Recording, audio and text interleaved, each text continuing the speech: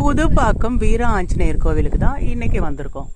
இது எங்கே இருக்குன்னு பார்த்தீங்கன்னா, உங்களுக்கு அங்கே தெரியறதா OMR சாலை. OMR சாலை இங்கே சிறுசேரி தெரியுது.